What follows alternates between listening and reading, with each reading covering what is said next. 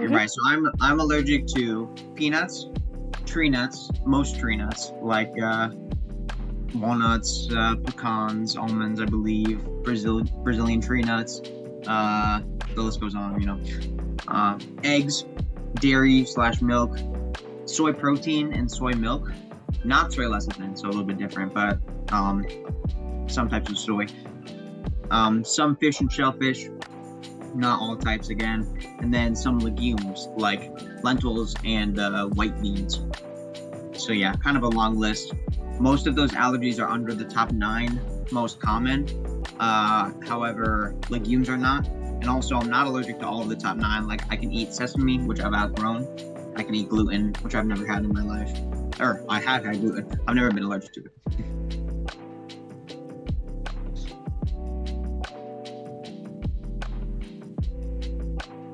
Right, so throughout your life, your allergic levels kind of depend on something in your body called your IgE. Not sure exactly what that stands for, but it's basically your IgE levels throughout your life change and change how allergic in general your body is.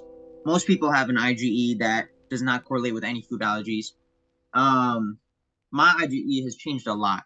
Now, what's interesting about IgE levels is that they actually peak during your teenage years. So technically speaking, I'm the most allergic to the general world I'll ever be right now while I'm in college.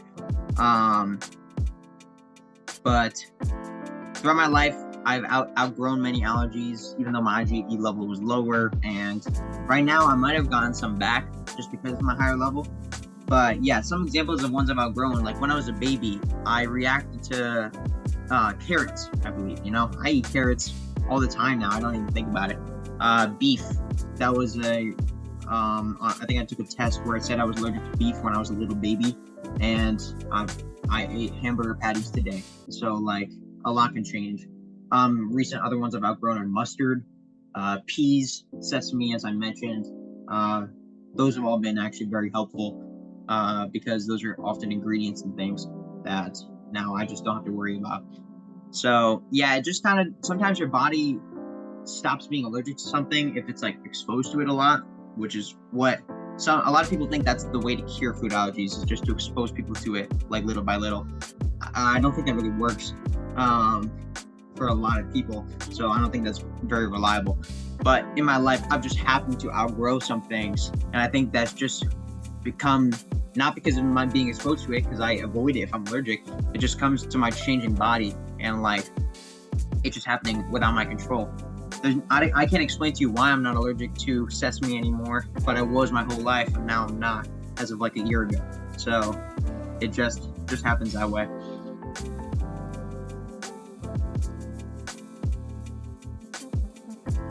Well, many ways. Are you looking for like good things or bad things? Both. All right. Well, Probably an even mix. Ish. Sure. I actually wrote an article for the FAIR website, Food Allergy Research and Education, their blog, about the positive impacts for food allergies in my life, because people love to talk about the negative impacts, and I can talk about the negative impacts. I'll share my mine with you, but I'll just find the link for that now, because there are multiple ways I think that allergies have actually made my life more interesting and help me grow as a person. Here, okay, there's the link. So, okay, thank you. I'll refer to this article like it says. Obviously, I've discovered a lot of great brands that I am very grateful for and loyal to, like Made Good, which is very recent, as well as Enjoy Life and So Delicious that are here. I think the biggest thing by far is that it's made me more responsible. I'm a better advocate.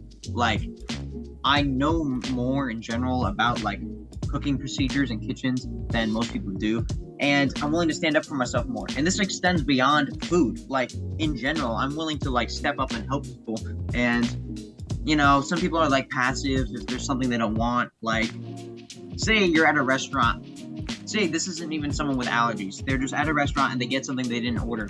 A lot of people, maybe more introverted people, they would just be like, oh, okay. Yeah.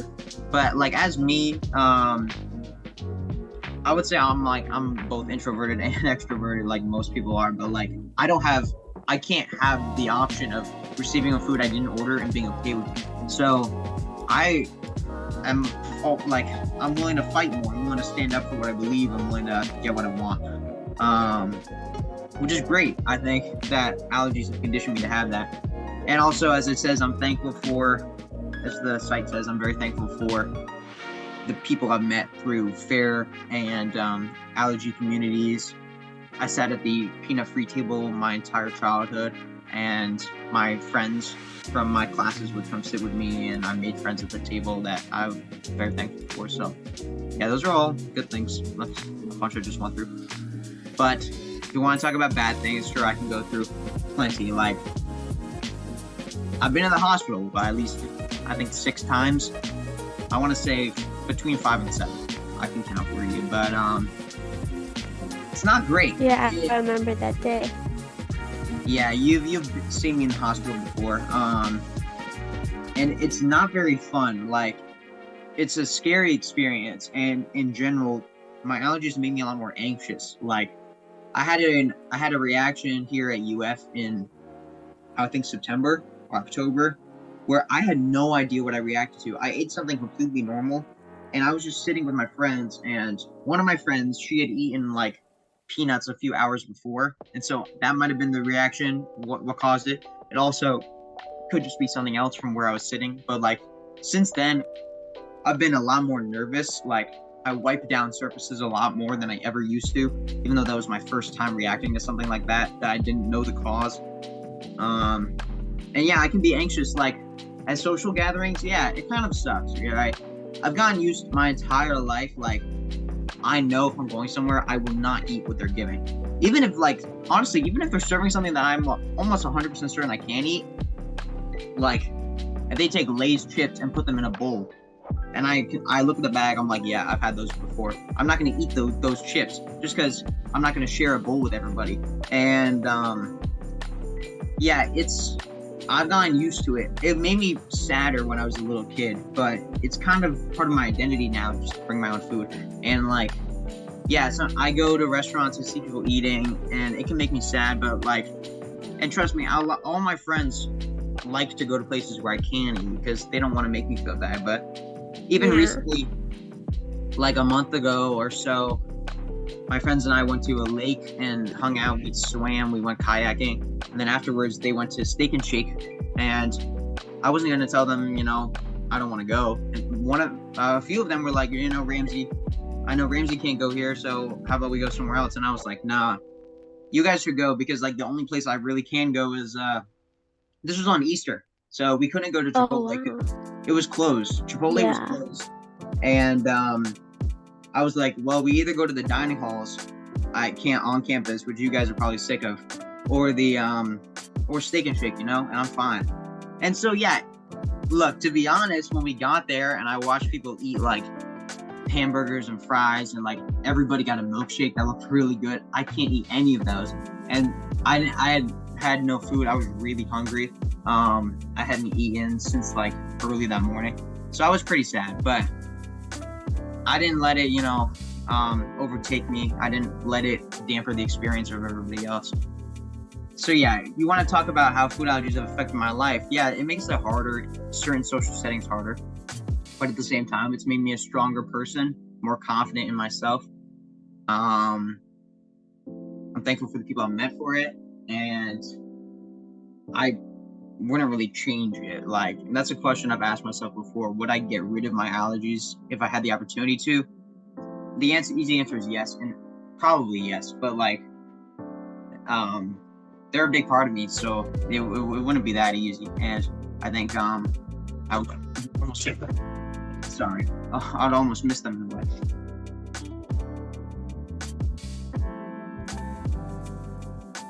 So when I was a kid, Mom did a lot of the work for me, and she found brands by joining communities like Facebook, especially, that would recommend things. And I was her first kid with food allergies, so Mom and Dad were learning a lot when I was a kid and didn't know anything.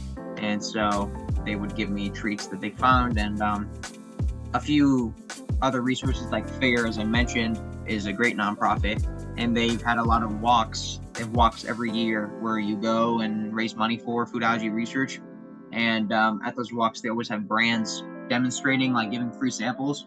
And I went to a FAIR convention once when I was in like 11th grade, where they had a bunch of samples, and that was different from the walk, but there were a ton of companies there too. And so that's where I've discovered like Abe's muffins. They were at a walk once. Partake cookies were at the convention. There was a gummy company. Oh, there was like I forget what it was. There was like an M&M. It was so close to M&Ms. Do you remember those? They were like allergy-friendly M&Ms. I've never had them before. Had those before, but Choco Yums, that's it. Yes, those are fire. But Mom, I think, has found a lot of brands through Facebook and the very active mom community. Enjoy Life, So Delicious, like Made Good. These are stuff also we just find in supermarkets now. Made Good is Lynn. I've gone to Target, Publix, CVS, and Walmart here in Gainesville, and Made Good's in all of them. Like, very cool. More stores than Feastables, you know what I'm saying? Like, I'm very big fan. And restaurants, now that was something that Mom did too when we were young. When she was looking where to vacation, Mom wanted to find a place where I could eat, and through the stories of the Facebook communities, she decided on Disney World, and that's why we ended up moving to Orlando 4 years later. But like, Disney World is kind of the only place in the world where I, with 7 or 8 allergies, can eat really without like almost any worry, because they make it so easy to talk to the chefs in every single Disney property restaurant. And there's so I've had so many good experiences there with, like, you know, the Disney magic of the employees going above and beyond to serve you. And there are other restaurants, hypothetically, where I could talk to the staff and get safe food, but it usually worries me. So It's not really the same. Doesn't have the Disney charm. You know, no, it doesn't have the Disney charm. It's less expensive, obviously, but like in general, most places are not trained on cross-contamination protocols like every Disney chef is. So that's why we love Disney, and why I will always like eat there for a special occasion.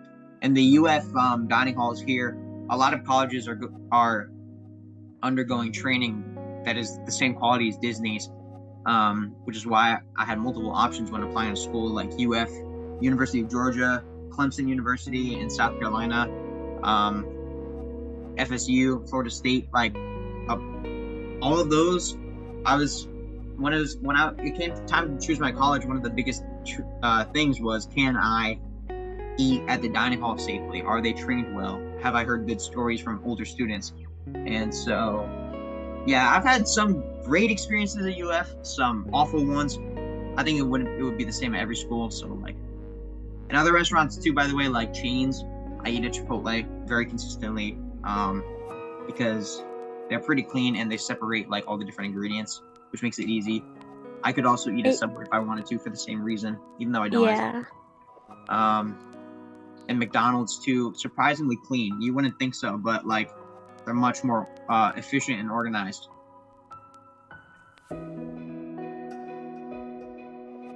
Cross-contamination and cross-contact, I don't know. I just refer to cross-contamination. There's 2 places it could happen: a kitchen and like an assembly line in a factory. In a kitchen, cross-contamination refers to dealing with food and its ingredients, and then accidentally or potentially like purposefully, you never know, but usually it's just incompetence that leads to that. It's doing something that causes there to be a mix of ingredients, and for there to be traces of most commonly an allergen in a food where there shouldn't be. And there's a bunch of examples of that. Like if an employee is at Chipotle, if they're serving cheese with their gloves, and then they go and then they make my sandwich, whatever. They make a burrito like with the same gloves, that has no cheese at all, but it has chicken and the rice and everything I want. That burrito very likely has traces of cheese on it that I could react to because they didn't change their gloves. That's why I always ask employees to change their gloves in a restaurant. So that's an example. Also, tools like forks and knives. You know, if they're cooking in the back and somebody's using a knife to cut a block of cheese, you know, and then later they're like cutting leaves for my salad, and they use the same knife without having washed it in between. Oh, you just got traces of cheese on my salad. Now I might react to it.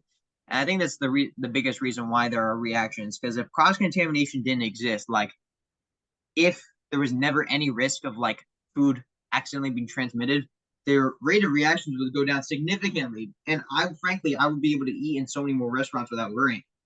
But most staffs at big like chain restaurants are not told do not cross-contaminate anything, so they don't worry about it. They do whatever they want. And I think that has probably been the source of my reactions before. For example, I had a reaction one time when I was like, I don't know, 10 or 11 at a it's like a sit-down-ish like restaurant. I don't even know how to describe it. It's called Johnny Rockets. We've not gone back since, but Oh, I feel like I've heard of that place. I mean, you were live. You were there. I ordered a hot dog, which was safe for me according to the ingredients, and Mom and Dad worked with me to order it because we wanted to try a new restaurant. But I had a reaction, and it's probably because that place serves peanuts. Now, again, we were very clear that I'm allergic to peanuts. We told the chef and a manager, and they were like, sounds good. And I'm sure they tried to avoid it, but there probably was something back there like, I'm very allergic to peanuts. If there was any sort of trace, like if somebody made the hot dog completely safe on a completely safe grill, like it wasn't near a fryer or a grill or anything that had to do with my allergen, but then maybe they grabbed a bun that was sitting near like some peanuts or something, like bam, that might have been the source of my reaction. I never will know the exact cause of that, but that could have been it. Yeah, that brings me into another point. I had a minor reaction a while ago at Raglan Road in Disney Springs that I think was due to cross-contamination in a fryer with shellfish. And like, in general, there's so much that goes into it. And the other example, I was saying like factories, like if there's an assembly line making like a snack that is safe for me, but the assembly line hadn't been cleaned, and previously it was being used for like a peanut product, then bam, it's I'm allergic to it immediately. And that's why companies have to warn on labels if they're made in a facility. That's why you commonly see made in a facility that processes tree nuts or whatever, to warn people this might have been cross-contaminated. Now, like a lot of brands like So Delicious, the ice cream, they go above and beyond. They clean their factories like super thoroughly to make sure there's no contamination, and it works. Most companies don't care because they don't have to, and they have enough customers outside of the allergy community to not have to try. So yeah, in general, they're very cross-contamination is a key part of life, and if your allergies are not severe, you might not even need to be worried about it. Like I really try to avoid it, but Dad has been trying to like train me to be okay with it a little bit, as long as I read about the company ahead of time and make sure like they have some protocol. Like Oreos, for example, you know, I love regular Oreos. But they make peanut Oreos too, but they don't make it in the same place at all where they make regular ones, so I can eat them.